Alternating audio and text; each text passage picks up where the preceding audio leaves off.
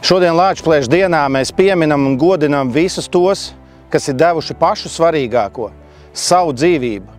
Dzīvību, lai mēs varam dzīvot brīvā valstī.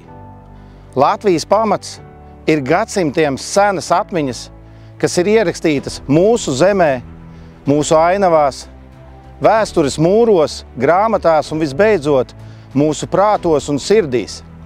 Tie stāsti mums atgādina, Latvija ir, bija un būs. Cīņas par brīvību notiek arī šodien, lai sargātu savu valsti lielās un mazās lietās, vārdos un darbos, lai Latvijas vērtības un kultūra dzīvot arī nākamajās paudzēs.